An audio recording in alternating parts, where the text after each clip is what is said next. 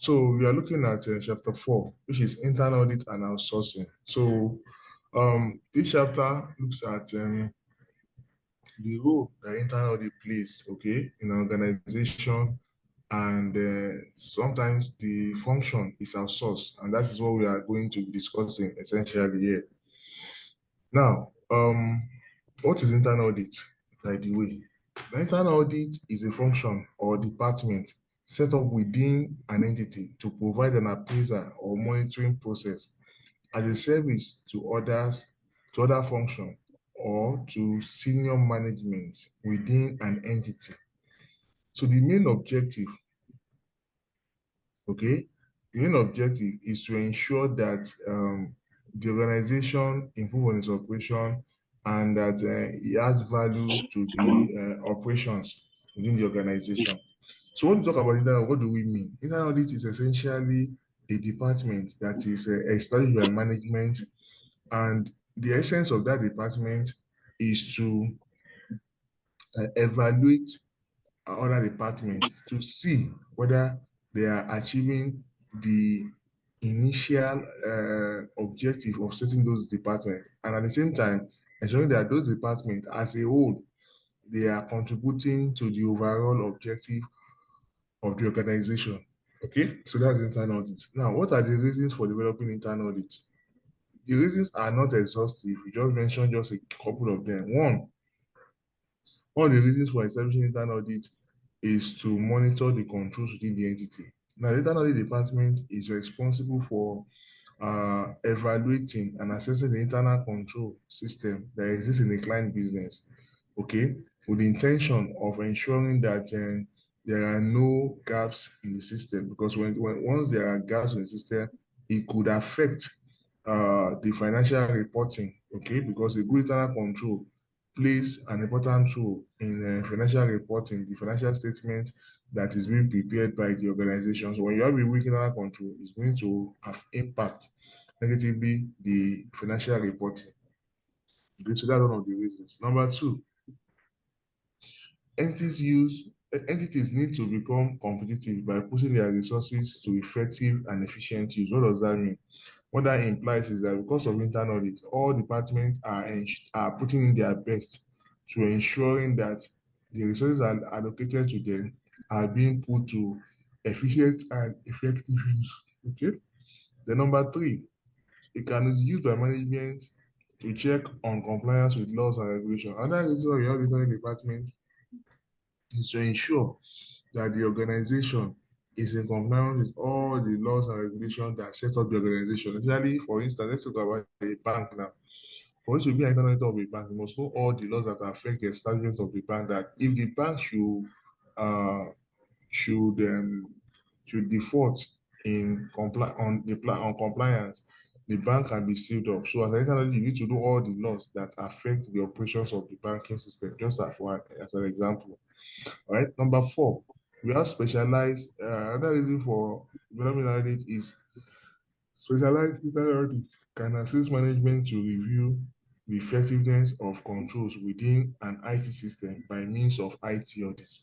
What that means is that every system, especially nowadays, they work or they align, okay, with the IT objectives. So, and because most businesses are aligned with IT objectives, there's a need for IT audit to be conducted to be sure that the IT systems that are put in place are really geared towards assisting the organization to achieving their overall objective as well. All right, so those are the main reasons for developing the internal audit department. Do you have any questions? So far, no, sir. Okay, so we'll go to functions of internal audit. Now, let's look at the functions. Number one, they are established to monitor control. So the internal audit is not a department that puts in place control. It is just a department that assesses the adequacy of the control being put in place by the management. Okay, so that is the work they do. Okay, and when there are gaps on the existing internal control system, they send reports to the management and make recommendations also to those charged with governance to be able to resolve those issues. Number two, they examine financial and operating information. What that implies is that as an internal auditor, because your work, I mean, the work of the auditor also entails reviewing financial statements or financial information and operations essentially. The internal audit will also ensure that the internal control system put in place by the organization is achieving the uh, the intended objective. That is, it looks at the financial statement before they present to the external auditors to see that all the um, accounting policies have been applied or have been complied with. Okay. Then it also review another function of the internal audit department is that it reviews the economy, efficiency, and effectiveness of operation. What that implies is that for financial controls, there is need for the auditor to carry out a value for money audit. What that means is that for every money that you spend, you're able to account for that money and ensure that that money is put to judicious use. All right. Then another function is review of compliance. That is, for you to, one of the essence of internal audit is to ensure that the organization or the client is in compliance with all the laws and regulation. Okay, the policies, directives that set up the organization. Then, lastly, for special investigation, it's another reason why you set up internal audit. Sometimes internal audit can be directed by the audit committee to carry out investigations into fraud. Okay, investigation into fraud, so that we're able to forestall the reoccurrence of such in future within the organization. So essentially, these are the functions of the internal audit. Then we also have the let's look at the difference between internal audit and external audit because sometimes we uh, we interchange them with their rules and whatever they do. So let's look at the two and see how they perform their work, okay? And see the differences between the two set of auditors, okay? External auditors and internal auditors. So let's look at them. Number one, for external auditor, if you look at it from the role and work angle, you see that the external auditor expresses an opinion on the true and fair view of financial statements. That is what they do. Okay. Why for internal auditors, they only examine systems and internal control. Okay. They examine systems and what? Internal control. And also they also assess the risk in order to make recommendations to management for improvement. Okay. Number two, qualification to act. Now, for external auditors, they ensure that the law, that is the Companies and Other Matters Act, empowers them to act. Okay. It empowers them to act as an independent entity. Okay. For for an organization, they act as an entity for an organization. That is, they are not employed by the organization. Okay, they just work as an external auditor, so their level of independence is higher when compared to that of internal auditor. But in the case of internal audit, there is no statutory requirement as to the qualification to act. There is no law that says these are the things they No, I'm can. going on in place. Okay, they don't have a law like that. So it's based on what the management prefers. Okay, they are the one that select the suitable, competent person to act as internal auditors. Then appointments. Okay, now for the external auditors, they are appointed by the shareholders. Okay, and they report to them as well. But in the case of the internal auditors, it is management that employ them and they ensure that they work with the condition of service and in a way their independence is not total because they are employed and sometimes they need to be loyal to their employers. Okay. Then another uh, difference between the two of them is the duties they perform. Now, the duties of the senators are stated in the Companies and Other Matters Act, okay? But in the case of internal auditors, it is the management that approves the scope of their duties. Then number five, reporting. External auditors report to shareholders and members of the uh, at the annual general meeting, while the internal auditors report to the highest level of management and those charged with governance and even the audit committee. The number six, responsibilities for fraud. The external auditors has no primary responsibility to discovery of fraud and error, other than to report the truth and fairness of the financial statement.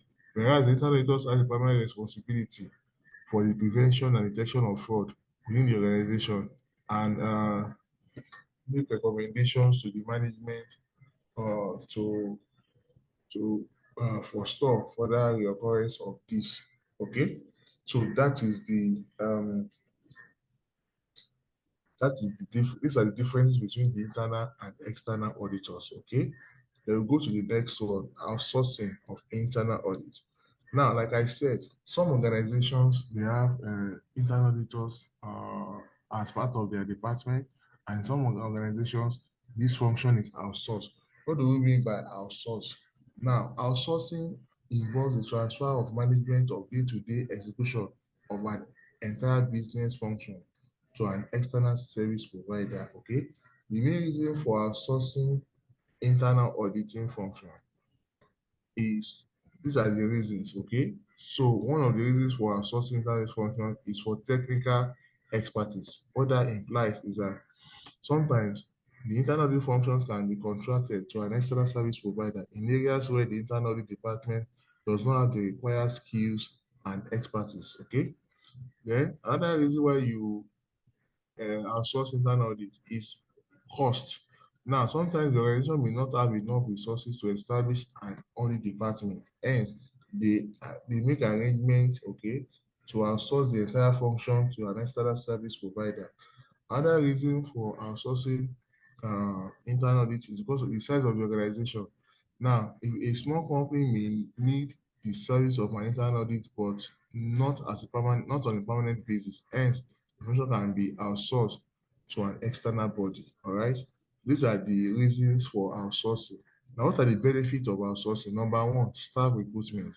Now, when you outsource an internal audit function, okay, all the issues of making adverts, uh, poaching staff, engaging recruitment consultants, discussing salaries, all of this would have been taken over by the external service provider. All they will just bring to your organization is the internal audit, the outsourced internal audit personnel. That's all. So all those issues you will not be bothered with it because you will not be it's not part of your own scope any longer. It's their own issues, okay? Yeah, your own issue is just for them to present to you a candidate, a suitable qualified candidate, which will be which you'll be able to work with at the end of the day. All right. Another benefit of outsourcing is audit skills, okay? The external service provider is likely to have specialist staff available, such as computer audit experts, okay?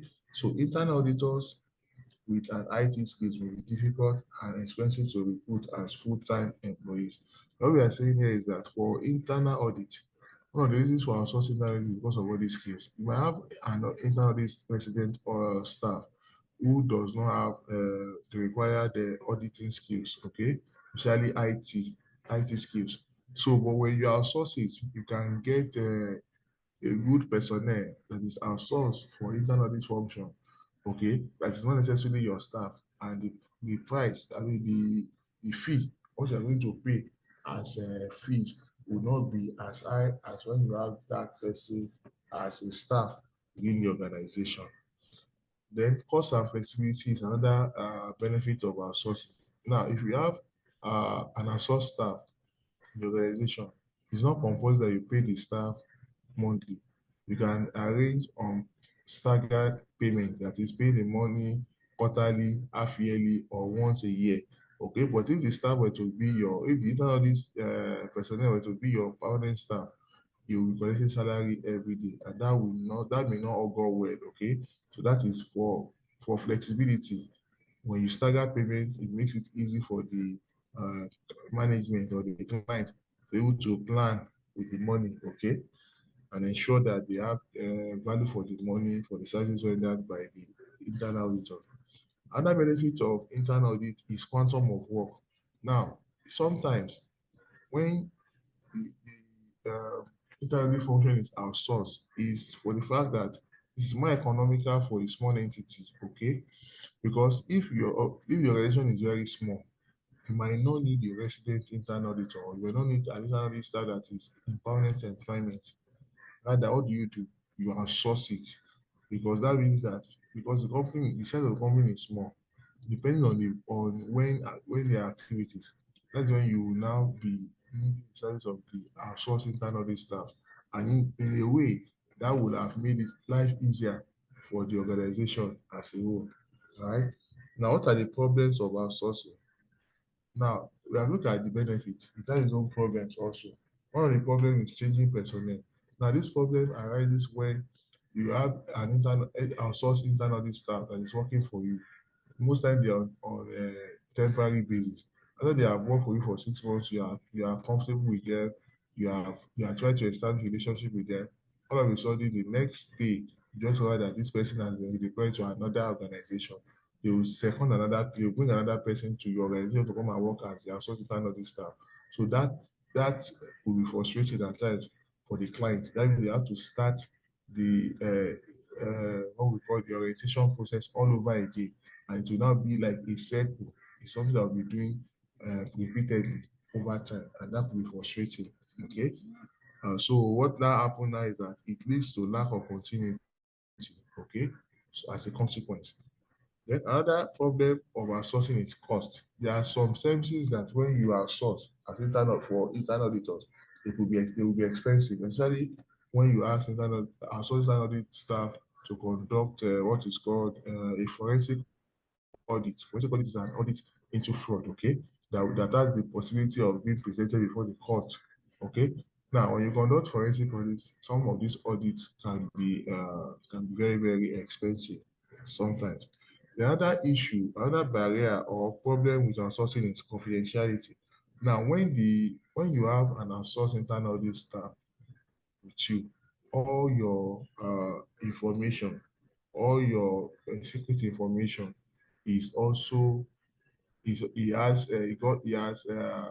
hands of them. Okay, he understands them, and he will use it against the organization, even though that is not expected, okay? But he could use it against the organization because he has the all the information, private information, financial information that relates to the organization, which he can use, okay, against the organization in future. But like I said, that is not expected. All right. Then we have control. Now, you can only another barrier to or problem of outsourcing is that you cannot control an outsourced staff. And also staff can resume your office 8 o'clock and close by 10. You cannot say, why are you leaving? The best you can do is to report the assault staff to the consulting firm that recruited the person for you. Unlike your staff, that you can say that, oh, you are leaving by 10 o'clock, your salary will not be paid. You told your salary. You can't do that to an outsourced staff. Then, conflict of interest, another problem of outsourcing. So in case you have an internal, you are your audit firm is one that is rendering external audit function, okay, to the client. That if they are looking into the financial statement of the company, auditing financial statement of the company, and sometimes also this same audit firm may be responsible for putting in, I mean, for us for being employed as our source internal audit staff. Sometimes this leads to conflict of interest because the client, okay, the audit firm itself will be too careful in terms of loyalty. Okay, in case he spots anything or identifies anything that is not right, he will be very mindful of how he reports it because he don't want to lose at both ends. That is, lose at the external auditor and also lose at the outsourced internal auditors. So that the essence of this is that sometimes his independence will always be in doubt because it will not be in existence any longer. Why? Because it's the external auditor, it's also working as the outsourced internal auditor. So that independence is no longer there. All right. So those are the problems that we have. Any question, please? No, sir. Okay, go. So we go on to internal audit and risk assessment. Now, internal control systems. Now, what we are saying is that internal auditors, right? You're also expert in risk assessment or risk management. So, internal control systems are put in place by the directors, okay, in order to help them manage the company's governance risk. What is risk? Risk is anything that prevents an organization from achieving its objective and inconvenient in this context to think of risks as the risk of errors or fraud or the risk of information will not be reliable. Now, risk is extremely relevant to the role of the internal auditor because his work may often involve carrying out risk assessment exercises designed to identify the main areas of risk to which the organization is exposed. The internal auditor will report these risks to management and will perhaps make suggestions about how the risk can be managed. It is useful to analyze the risks that are considered by internal auditors into three risks. What you are saying here is that as an internal audit department, one of your focal points or main areas to work is areas of work is risk management.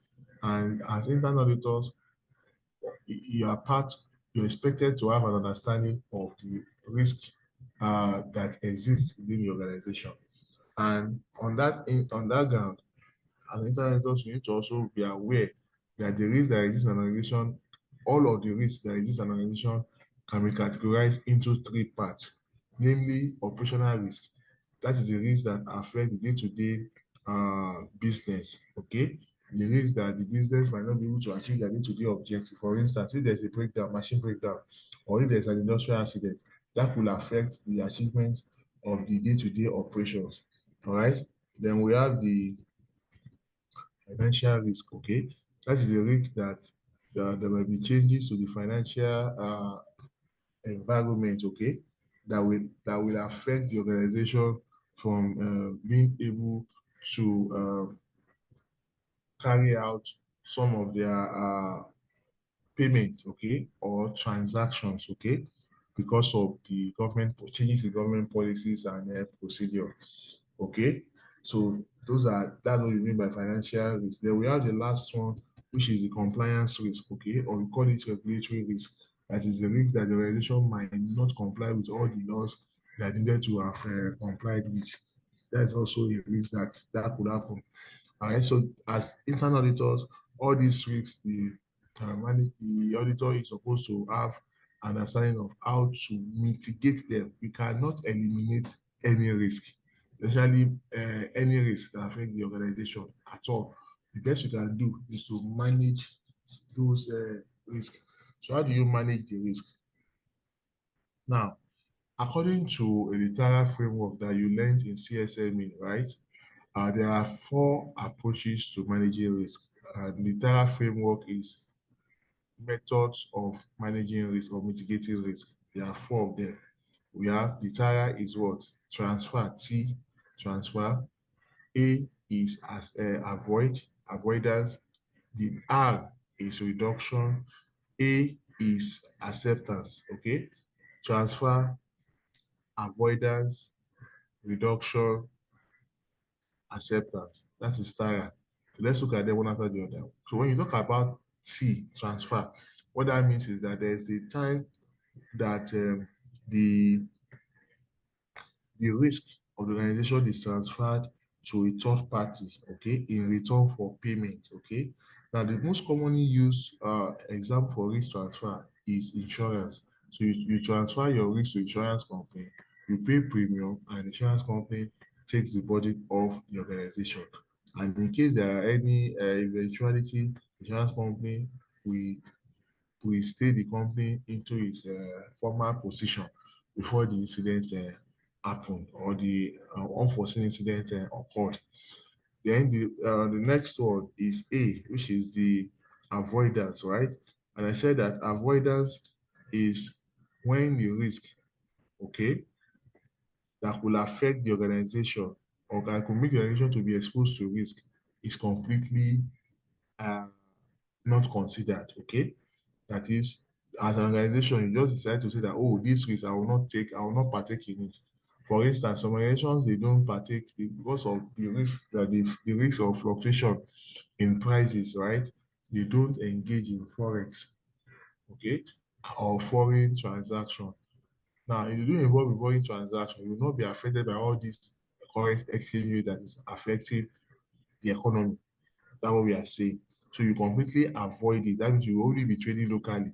You will not have any basis to try to uh, transact in the international space. Okay. And if you go to the international space, you will not be faced, you will not encounter the current exchange rate risk, exchange currency risk that we're experiencing in Nigeria.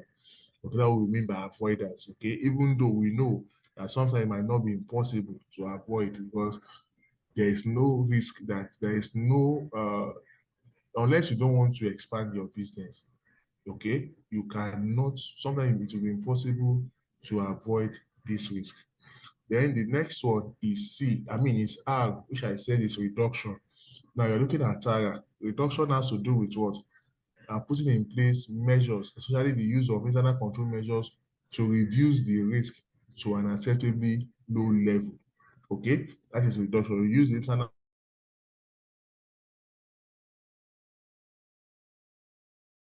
How do you do that? You monitor the risk, okay, and risk has two main functions. The two main functions of risk are, I mean, two main factors that affect risk are probability and impact. So likelihood of occurrence and when it occurs, the consequences it will generate. So as an organization, you can put in place measures, okay, to predict the possibility or probability of the occurrence and ensure that even when it happens, the consequences are what are reduced. And how can this be achieved? By putting in place sound internal control system to reducing these areas. And after you have looked at this, right, we have looked at transfer, we have looked at avoidance, we have looked at reduction. The last one will now be acceptance. So you now accept the remaining risk. Now, the remaining risk that you accept most times is the residual risk, okay?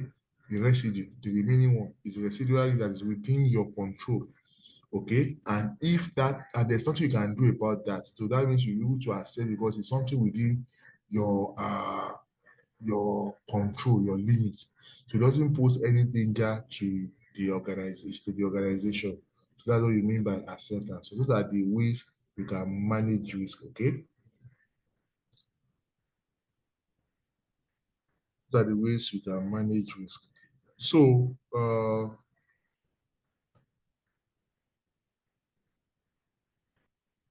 any question, please? No, sir. Okay, It's quite explanatory, so no questions. all right. So another area that we also need to look at is I think I will send, I will include that material here. It's part of this chapter 4, okay? It's part of chapter 4, and we include it here. Just hold on, please. When I'm sending the material to you, I will include it, okay? Let me just look at it. There's another document that we need to look at, which is part of this chapter 4. If I don't include it, I might not be doing justice to this particular topic. Sorry, just hold on.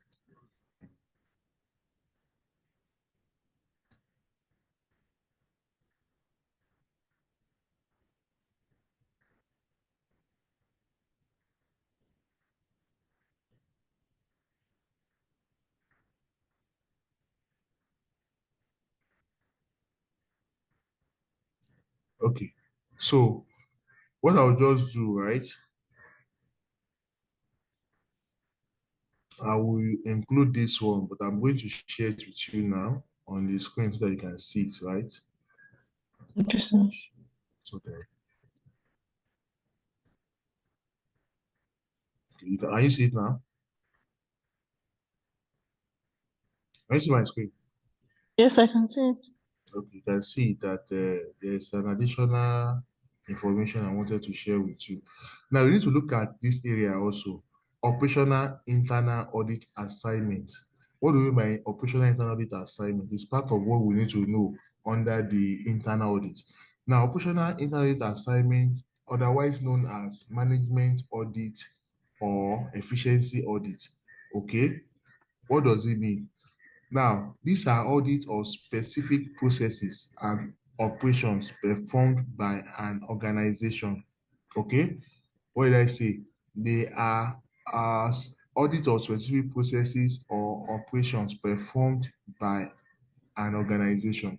What do we mean? Now, different organizations have the accounting department, HR department, IT department, legal department, and the rest.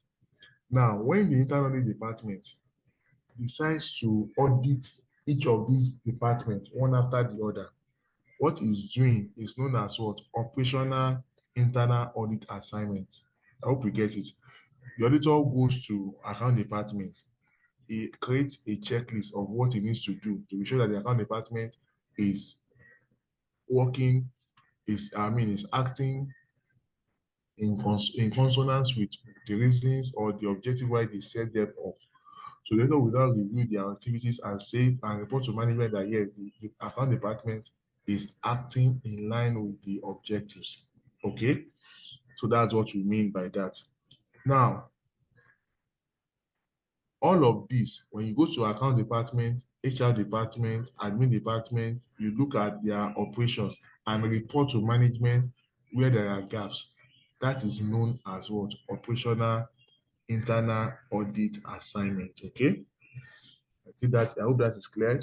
Then we continue. Now, what is the purpose of this operational internet assignment? The purpose is to assess management performance in the specific areas of operations, okay, that is subject to the audit and to ensure that company policy and control procedures are adhered to, okay. Now, the general approach to an operational internal audit assignment will be determined by the purpose of the audit. Okay, so the purpose of the audit will play an important role. Okay, for each area of operations that is subjected to to an operational internet assignment. Okay, the authority should assess the adequacy of policies, procedures, and controls adopted, and the effectiveness of the policies, procedures, and controls. Okay, so that's what you need to do. Now, for instance, right, um, you look at specific function. I've talked about that before. Account and all the rest. I've explained what you mean by specific functions. Okay, so let's see.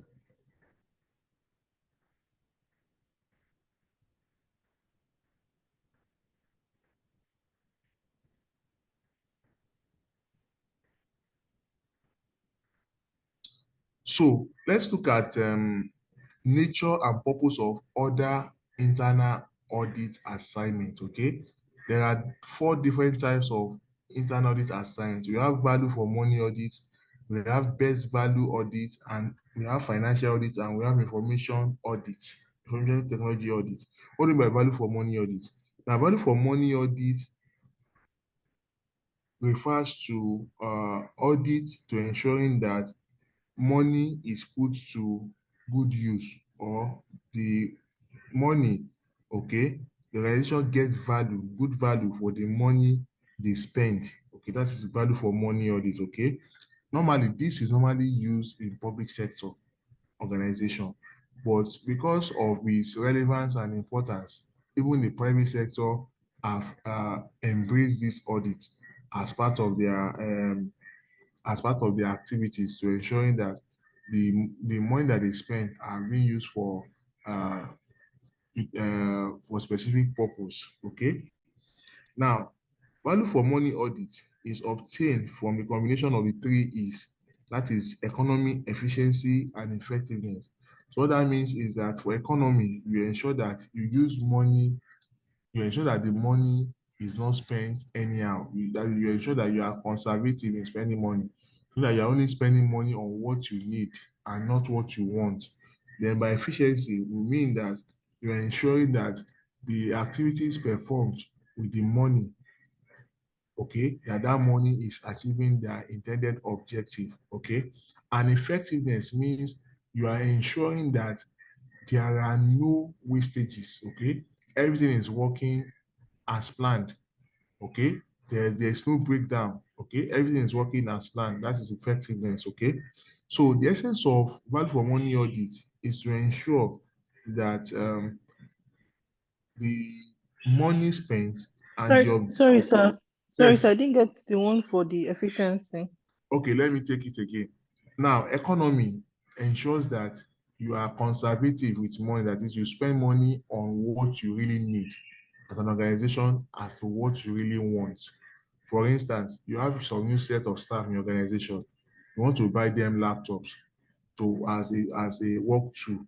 Now, when you buy them laptop, let's say any other laptop aside from the MacBook, right? If you decide to go and buy them MacBook, you know MacBook is very expensive.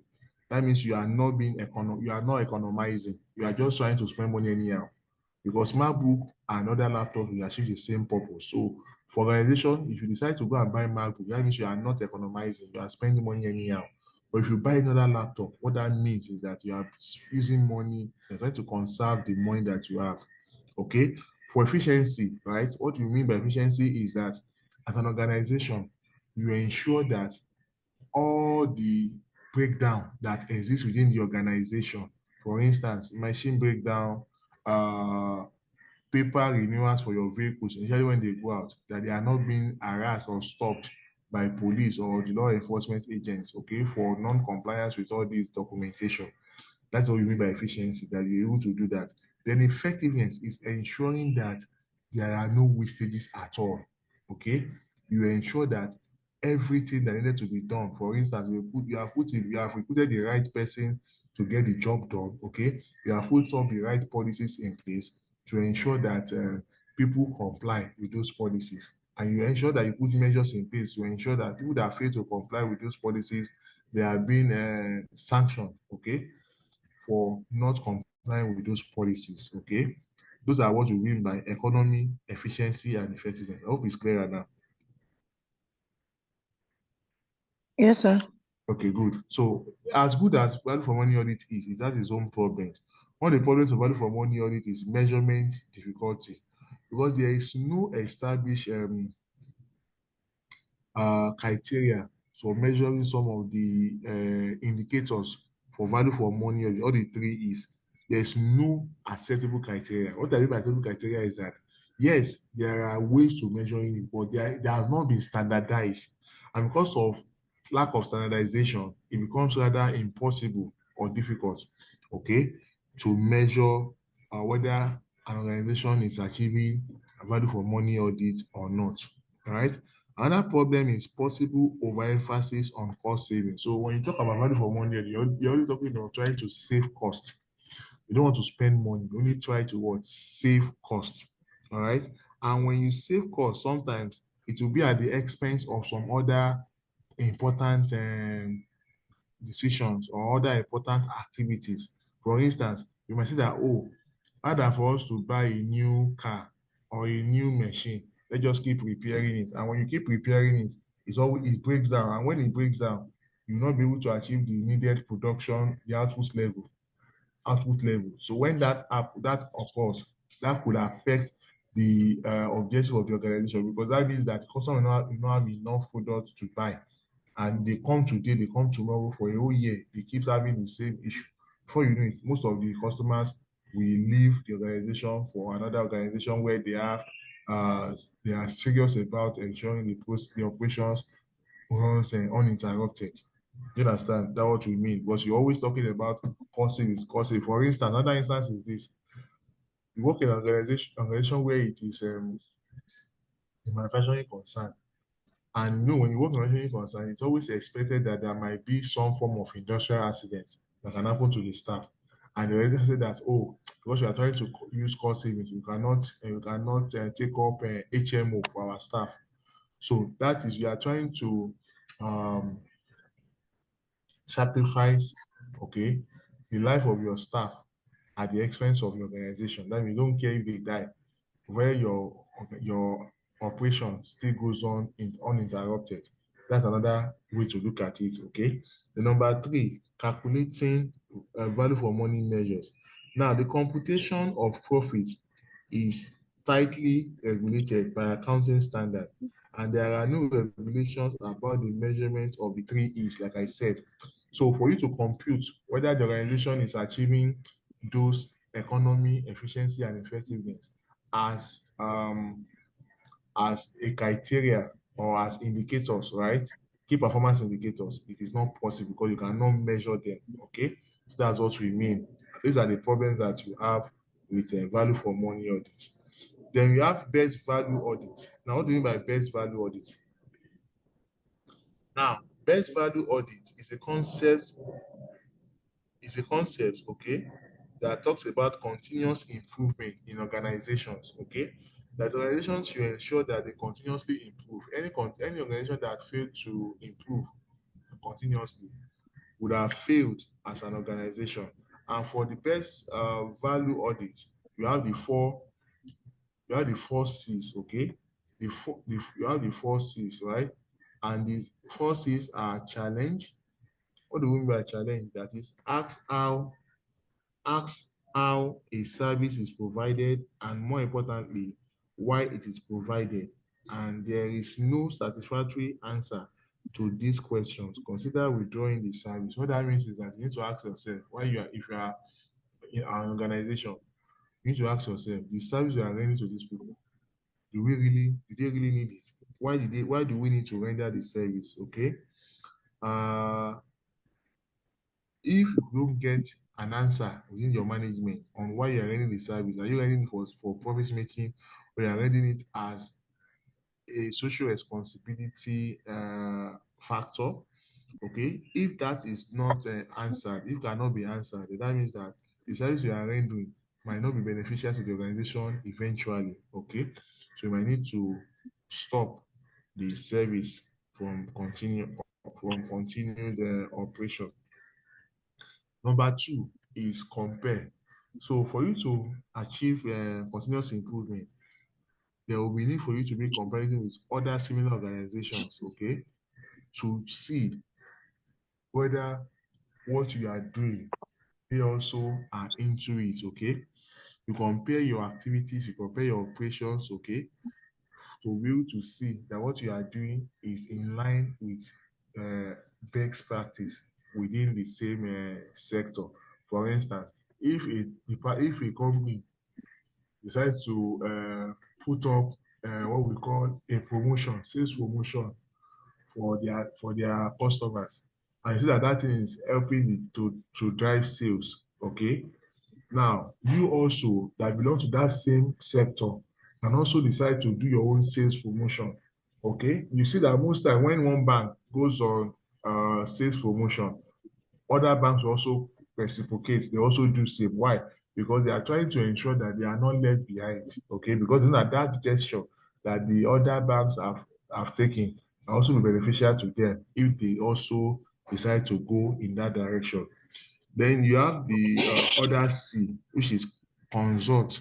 Consult here means to discuss the services provided with the users of these services, meet the customers and ask them, what can we do differently? Now, if you go to advanced countries, most of these electronics, the phones that you see everywhere now, is based on customers' feedback. So the manufacturer will ask the customer, what can we do differently with the phone? We started with the phone where you have the keypad. Now we have keyless phones, which are touch screen phones. Now you see that you get to a point where the phones we have will even be lighter than what we are even carrying about now. We have phones that you can now fold. We have phones that you can now fold. And that is the reason that is as a result of the feedback they get from the customer saying that, oh, once you whereby I can have my phone, I can fold it in my pocket. And they tell you that yes, it's possible, we work on it. Before you know it, they develop phones that are foldable in that way. Then another factor in best audit is to compare. I mean, is to compete. Now, competition is good. Competition is very good. When you talk about competition, you're talking about healthy competition. And what that means is a means of improving performance. So if you see that, oh, you are in an organization, you are in a sector where you have different organizations doing different things, but you know that what other people are doing is driving their business and is making their business to improve. You also can improve, you can also copy that and put it into use. Okay. The essence is that you must ensure that the essence of competition is to ensure that you are better than you're always trying to be better than your previous position or previous level. Yeah, like what I mean is this: take an athlete, a runner, an athlete that runs on the track and field. Now, when you run on track and field, you have different competitors. Everybody is trying their best to win the first position. So, as part of the athletes that are running on the track and field, you can decide to say that, oh, I know I have people here that are winners, that are Olympic gold medalists, and I want to beat them. What do? I need to improve on my what? On my exercises. And the more you practice, the better you get at it. It's not that you say that, oh, this one that is winning good, let me go and kill the person so that I will not be the best. No. The essence of competition is to improve on your own self and be able to achieve the result at the end of the day. That's what you mean by compete. So it's the same thing for organizations. So you see the organization is going in a particular direction and see that it's beneficial to the organization. You can reciprocate that and copy that. Okay. You see this in banks. Now, when a bank is established in a location, before you know it, four different banks or three different banks become and establish their own businesses there too. Why? Because they see that, oh, if this one can establish business here and it's making money, which can establish business here and are going to make money. So it's competition. Okay. It's not that they are going to say, oh, don't go to that bank, or come to our own bank. That bank is bad. No. All the banks will exist in that same area, and it will allow for competition to what? To decide on which bank will make the better in terms of what? Profit or revenue. All right. So that's what we mean by that. Then we have another audit. We call the best value. We call it financial audit. We are look at best value. We are look at value for money. The next one is financial audit. And financial audit has to do with performing financial traditional role of internal auditor. Okay, which means reviewing the accounting records, okay, of the organization, okay, and ensuring that and looking and also assessing the financial statement and the management account. So when you examine financial statement and management account, what you are doing is not as what?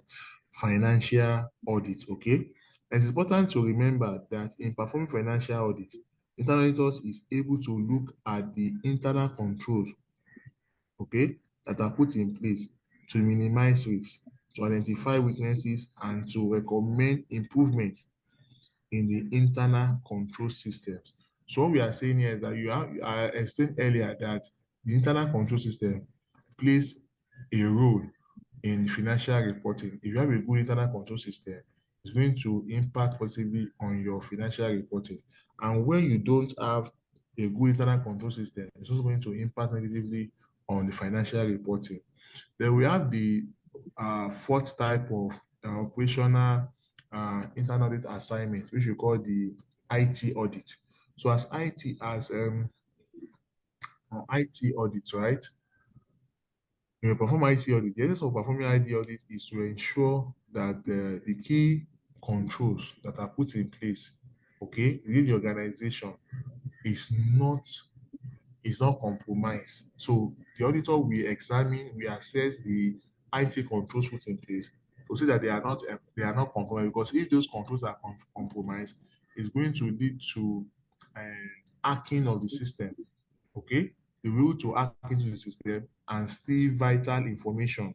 All right. So the essence of this is to secure the computer-based environment for the business, or the computer-based environment for the business, in terms of trying to secure if data that is on the system, data and information that is on the system. That's what you achieve in IT audit. So you don't allow for external attack, okay, or external intrusion.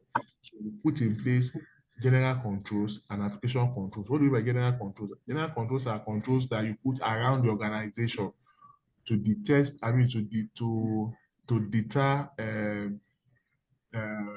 encroachment. For instance, if you know you have an organization, you work in an organization and it's computer-based environment, you must ensure you put measures in place to secure your computers, your laptops, your server.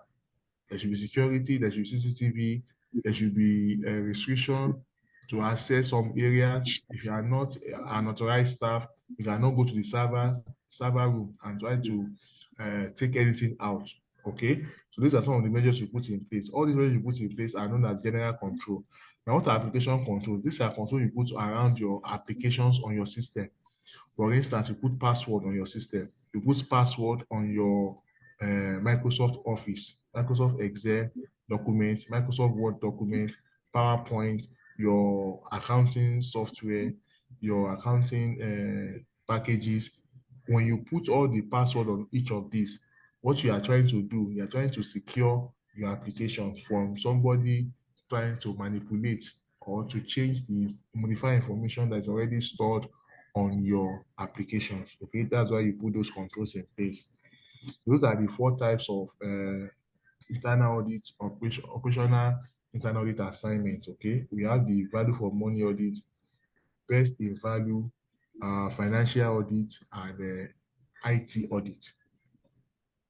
Do you have any question?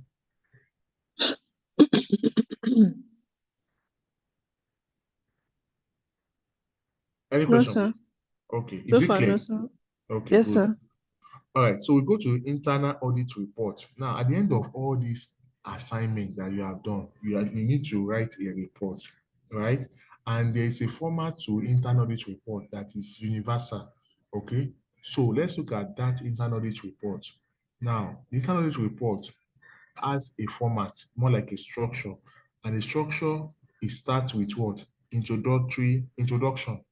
It starts with an introduction. Introduction is the essence of that assignment. For instance, you are conducting a financial audit. You are going to say that the essence of that financial audit is to ensure that the financial information contained in the financial statements are what? Are correct. They are correct. So that is your objective. So that will be the introduction. Then you have the title of the report. So the internal audit report has a title based on the assignment that you have conducted. If you have conducted assignment that relates to IT audit, the title will be Report on IT Audit. If you have conducted reports on financial audit, the title will be on Report on Financial Audit. If you have conducted assignment on value for money audit, your report will be on Report on Value for Money Audit or Report on Best in Value. So the assignment will determine the title of the report. Okay. Now, you also need to look at the persons or groups on whom the report is addressed. Who are you addressing the report to? Most times, the internet report is addressed to the management, audit committee, okay, and sometimes to the board of directors, okay. Sometimes to the board of directors, all right. Then the audit report also must be dated, it must have a date. Okay, you must put a date, the date that you are writing that report. And also, at the end of the day, we are going to talk about possibly its status. For example, you need to say whether the report is confidential, maybe it's restricted to a limited set of people, or is general, it's for everybody. So you say it's confidential, that means it's limited to a class of people. Maybe it's just for the audit committee, or maybe it's just for the board of directors only. Okay. So if it's restricted, you need to let them know that this is for the limited set of people. It's not for general view. Not everybody will have a glance at it. All right. Now, also, if you look at that report, also, because sometimes the audit internal audit report will be lengthy, it might be up to 10 pages, 7 pages, or more. You need to also include an executive summary. Now, what do we mean by executive summary? Executive summary of a report sets out the purpose for the audit, the main point in the audit, and a conclusion and recommendations. Now, the purpose of an executive summary is that any persons reading the report should be able to understand the main content of the report by reading the summary. So, for our management or board of directors, they don't have time to review all the 10 pages or 15 pages of your internal audit report. So what you need to do is that you need to include an executive summary, more like a summarized version of what you have in the 17 pages or 20 pages of your report in 1 or 2 pages. So those 2 pages we now talk about is a summary of the 17 pages. You now call that one the executive summary. So when they read those 2 pages, they can have time to look at the 2 pages. So by reading the 2 pages, you have an understanding of what you have put in all the 17 pages that you have tagged the internal audit report. So they might not need to look at all the 17 pages page by page because they have an overview of what the report contains, okay, or entails. That's what you mean by the executive summary.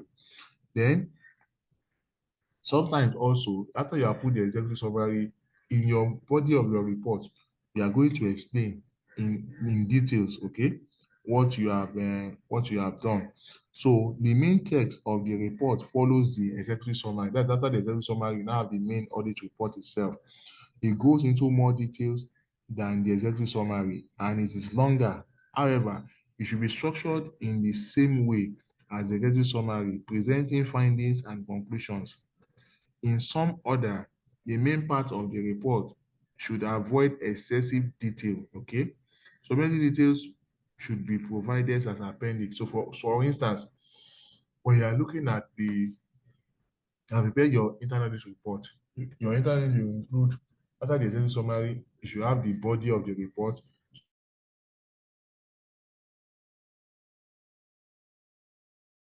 the main objective, right? What have you identified? What are the recommendations? Then the conclusion. Now, if you have any other supporting document, it might not be part, or you might not attach it to the body of the main audit itself, audit report. You can attach it as an appendix. Appendix is more like at the end of the audit report, right? You now attach any other supporting document or supplementary document to show that, oh, in the course of this assignment, these are information or materials that I gathered. So they can now look at the information. Okay, they can review the information and see that, oh, you have done quite well for this engagement or assignment. That's what we mean by the appendix, okay? So the appendix is it provides additional detailed information and analyzes the reader. Analysis to the reader. The reader of the report, okay, can refer to some of those information. So sometimes you say that for further information, check appendix A. For instance, maybe your appendix A is your sales report from the East. You have attached it. You say that for more information on the sales report on the East, check Appendix A. So Appendix A is sales report from the East. You are trying to look at the performance report, okay, for sales or financial audit of your organization. So such information will either to work to make your report to be too bulky. You just attach it as an appendix, okay? So that is what you do to the internal audit report. So with this, we are done with chapter 4, okay? Because I believe we are looking at outsourcing before. We are done with chapter 4. Any question, please? Any No, sir, question? at the moment. No, sir, Good. at the moment. Okay, good. So now we go to chapter 5. We start chapter 5 now. We're not able to finish it today, but we'll go to chapter 5. Chapter 5 is talking about audit plan. Okay, so just give me some seconds why I look at that because we have missed about 4 classes or so. If not for that, we'll have gone very, very far. But no problem. We are still on course with this. Just a minute.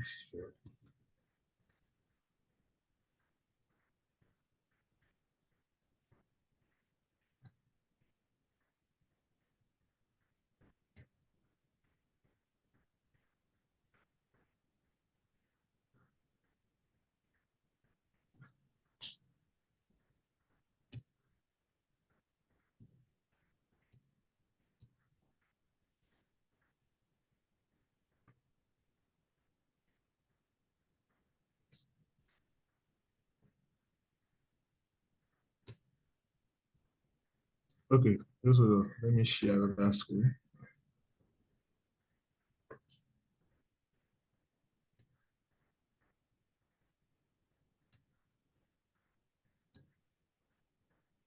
Okay, we are looking at chapter 5, planning and risk assessment. What do we mean by planning and risk assessment? That's chapter 5. It's a mistake you see if you see there is 5, right? What do you mean by planning? Now let's look at it. Now, we are looking at external audit now. There's what we call audit engagement cycle. What does that mean? As an external auditor, when you are trying to embark on an engagement, engagement means going to your client's office and carry out your assigned responsibilities. We call it engagement. Now, that can only be done after you have obtained a letter of engagement, right? Now, after the letter of engagement has been signed by the client, so that confers the authority on the audit firm to carry out an audit engagement. Now, when the audit engagement will be carried out, there is need for the auditor to plan his engagement, okay, in such a way that he's able to achieve the audit objective because every audit engagement has an objective. Now, in doing that, he will come up with what? With a plan. So, what is a plan? An audit plan. An audit plan is set out what needs to be done to achieve an objective, okay? So in the case of external audit, the objective of the production of an audit report containing an opinion or information on to audit.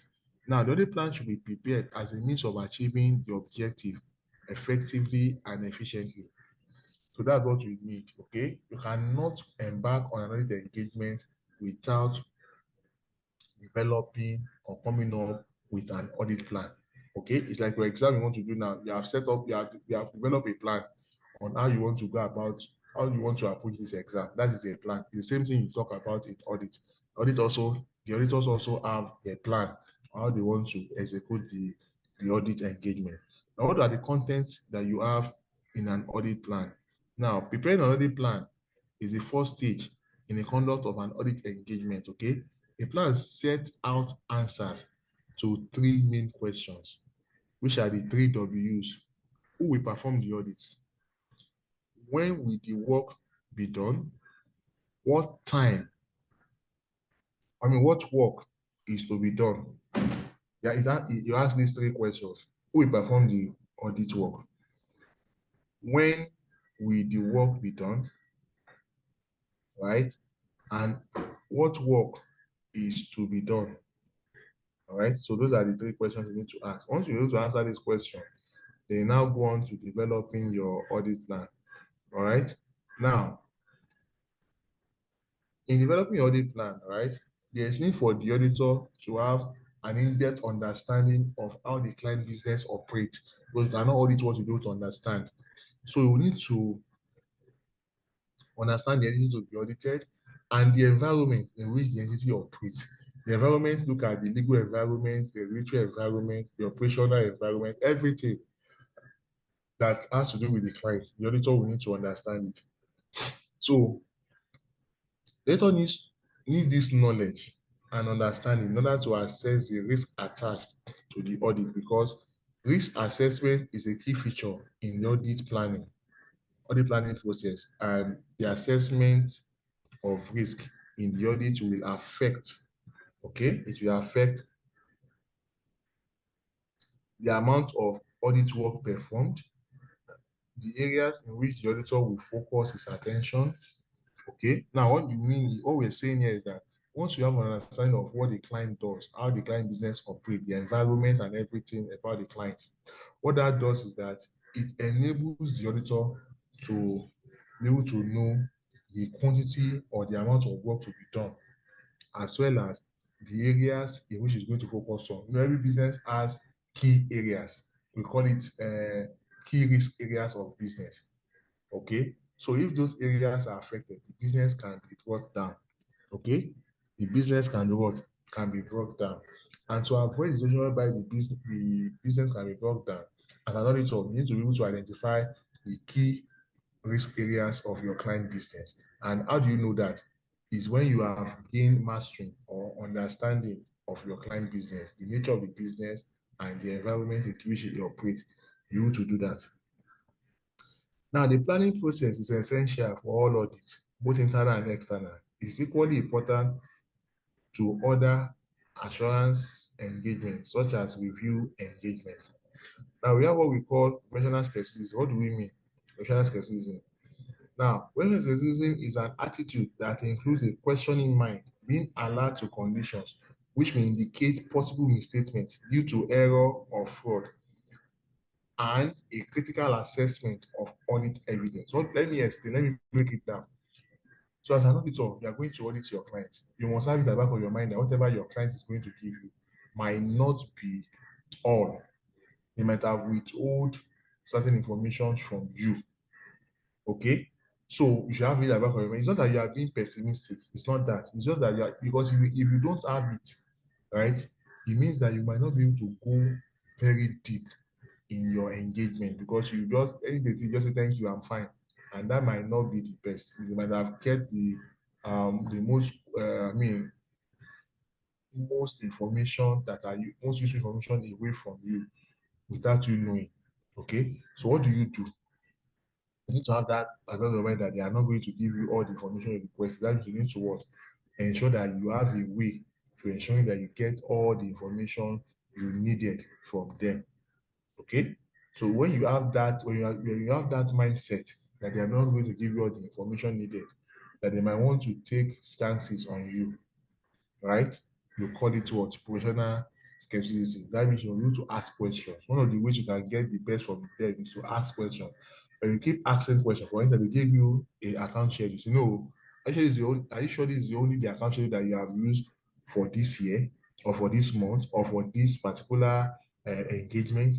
But then you keep asking, you say that, oh, this person knows what he's doing. Let's give, we don't want any issue. Before you know it, they'll say, okay, we have other information. I don't know whether this one will be necessary. Let me have it. That's how they pour out every other useful information that you require for such engagement. Okay, that's also mean by professional skepticism. All right. Now, understanding the entities and its environment. So, in order to prepare the overall audit strategy and audit plan, now I need to explain to you the plan is embedded in the strategy. What is audit strategy? Audit strategy is the totality of the approaches of the techniques the auditor will use in a particular engagement. Totality of approaches the auditor will use, or techniques the auditor will use in a particular engagement is known as what? Overall audit strategy. Now, the plan is part of those strategies, so it's embedded in the strategy. Please note that. Later, we need to form an understanding of the entity and its environment, and this will involve considering such factors as the industry in which the entity operates. For instance, you have a client that is a bank. You know that your client that operates a bank operates in the banking sector. You have a client that operates in agriculture. That means that operates a farm. That means that your client is operating in an agricultural agro-allied sector. You have a client that is into manufacturing. That means your client is operating in the manufacturing sector. Okay. So the nature and competence of the management also need to examine it. You need to look at the management, you need to carry out due diligence and look at the management profile, look at their qualifications and their antecedents, where they are coming from. All right. You need to be able to look at the entity's internal control system, which plays a major role. So internal control system, we're going to look at that in chapter 7, right? But what it means is that what are those things that makes the operation to go seamless, okay? That that ensures the information that is captured in financial statements can be relied upon, okay? You need to look at you need to also review or consider the current financial performance. How is the company performing? So that will also explain the reason why it needs to be strategic in its audit. Then the reporting requirement and deadline. How soon will this submit its report, audit report, and any recent developments? Okay. Then it is the requirement of ISA 315 that's identifying and assessing the risk of material misstatement through understanding the entity and its environment. This is an auditing standard. The name of that auditing standard is ISA 315, which the title is what? Identifying and assessing the risk of material misstatement through understanding the entity and its environment. What this standard is saying here is that for you to audit your client, right, you must have proper understanding of the nature of your client's operation and activities. That is what it's saying. Okay. Now, the objective of the auditor under ISA 315 is to identify and assess the risk of misstatement, whether due to fraud or error, through understanding the entity and its environment, including its internal controls. Okay. Now, the risk assessment process will then provide a basis for designing and implementing responses to these assessed risks. Okay. The responses to the assessed risks will take the form of audit procedure, which we still talk about in subsequent chapters. Okay. Now, the auditor should look for factors that could be significant and to which particular attention should be given by the audit team. Okay, so what we are saying here is that the auditor may be aware that there is a recession in the industry in which the client company operates, but the rising commodity prices have forced companies to raise their prices of their product and so pass on the higher cost to customer. So what we are saying here is that there are times where there are changes or there are developments in the industry where the client business operates. So as the auditor, you also need to be able to understand those new developments. All right. And you should know which of those developments are important to your client business. For instance, most manufacturing concerns now they are complaining about what the forex, okay, currency risk. Okay, they're talking about the exchange risk now. Most manufacturing concerns they're talking about the exchange risk.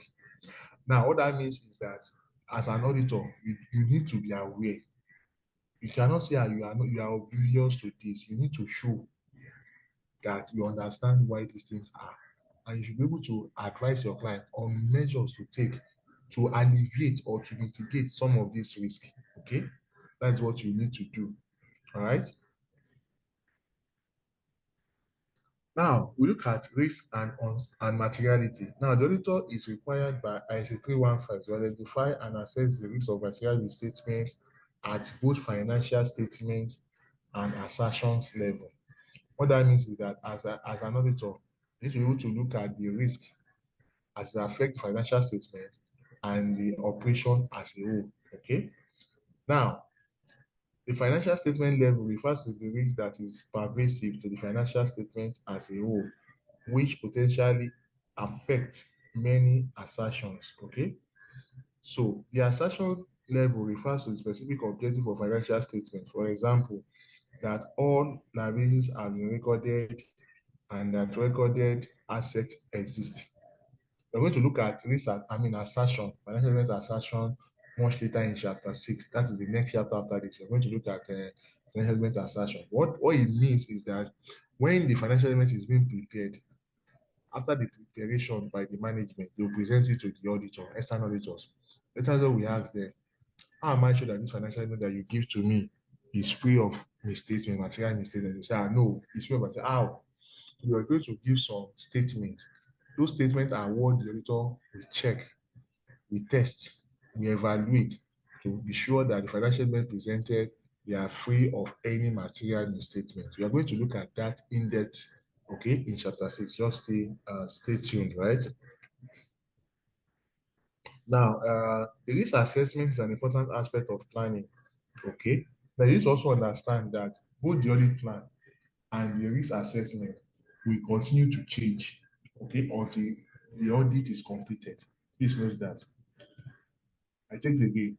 The audit plan and the risk assessment will continue to change until the completion of the audit. When the audit is not completed, the audit plan can change, the risk assessment can also change. Okay. But when the audit is completed, the audit plan stops to change as well as risk assessment. Okay, so risk assessment is an important aspect of planning and audit. Issues to consider are the areas where the risk of material misstatement appear to exist and the nature of the risk, when an error should be considered material and when it may be ignored, what aspect of the audit will be the most difficult to plan because of the high risk of misstatement. The auditor should consider assessment of inherent risk, control risk, and allocation of significant audit areas by setting materiality level. Now, the possibility of material misstatements, including those arising because of fraud rather than unintentional error. The allocation of complex accounting areas, particularly those involving accounting estimates, okay? The auditor will then focus to work on balances of financial statements where he considers there is a material risk of misstatement. The audit risk approach was developed in 1980s. Now, let me just explain what they are saying here. So, as an auditor, right, you need to be sure, you need to confirm that there are no material misstatements in the financial statement that you are going to examine or you are going to work with. And that is why, as an auditor, you need to assess your materiality level. Materiality level here means that you must be clear that you will discuss this with your organization, with your clients, and expect them and explain to them that you need to take a position that is not all the misstatements that might be material, but you to have a limit to their misstatement. For instance, for organization, you might tell them that what amount can you lose? And you say that, oh, I've not lost anything. Okay, what do I mean? So you take a look at your client's financial statement, look at their revenue. How much have they made? In a year, they have made 1 billion naira. Now you now ask them, what amount can you lose that will not be a problem to you? They will not say that the amount we can lose that will not be a problem to us is like, let's say 50,000 or 20,000. Anything above 20,000 is material to us. So what that means that as the auditor is doing his work, any amount that is less than 20,000, you see it as what? Immaterial. Even if there are issues there, you will not take it seriously because you have discussed with the management. He will report it, but he will tell, but management have said that they are not too concerned with those small amounts.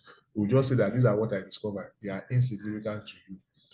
Why those ones that are important, those ones that are material, that they are discussed with management and they have identified as material, is what the auditor will report on.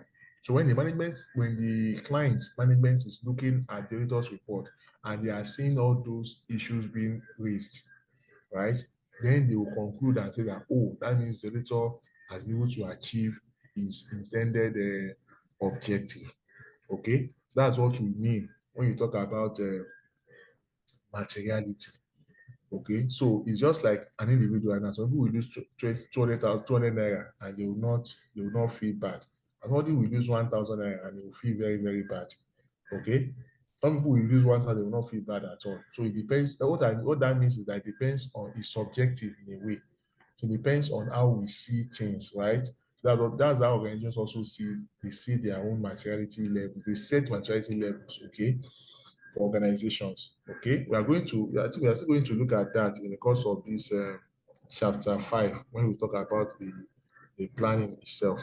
Then also, you need to also look at in the course of trying to define your risk in the planning, you need to look at the risk that the auditor will issue an inappropriate audit opinion. The risk that the auditor will issue an inappropriate audit opinion. What do we mean by that? So sometimes, and most times, when the auditor issues the audit report, there's always that risk that the audit report will not contain information that is required. That is what we know as what? Audit risk. Audit risk is the risk that the auditor will issue an inappropriate audit opinion. That is audit risk. Now, the audit risk has three main components. It has inherent risk, control risk and detection risk. What do you mean by inherent risk? Inherent risk, what that means is that there are some transactions or account balances that by their nature, right, they are susceptible to what? Manipulation. I think again, account balances or transactions that by their nature, they are susceptible to manipulation. Then we have control risks. These are risks that the internal control system put in place will fail to detect these risks. Okay, that those risks will occur, but internal control system put in place will not be able to detect them. We call it control risk. Then we have detection risk. Detection risks are the risks that the auditor tests and procedures put in place will not achieve the audit objective. That means the auditor, though we perform the test, we carry out audit procedure, but at the end of the day, the objective of that procedure and audit test will not be achieved because number one, you might not have a proper understanding of the engagement that is into, or you might not have an understanding of the client operations or environment. That is what can lead to detection risk. So the three of them, inherent risk, control risk, and detection risk, combined together gives us what we know as what? Audit risk. I hope that is clear. Hello? Yes, sir. Yes, I can hear you. I Okay, said yes. okay, good. So so that's what we mean by audit risk. Then also, when you're talking about audit planning, I talk about audit strategy. Now, one of the strategies that you can use when you are trying to carry out audit engagement is what we call the substantive approach. What do you mean by substantive approach? Now, what that means is that you use this substantive approach when the client that you are auditing is not big. Okay, because when you use substantive testing approach, you're able to examine all the transactions on the financial statement, all the transactions in the financial statement. Okay, you're going to check everything. And you can only do that when you are dealing with an organization that is not too big. Okay. And when you do that, right, how do you check it? You vouch and you verify. How do you vouch? You take the source document, invoice, you compare with the schedule and see that that invoice and the schedule is correct or corresponds.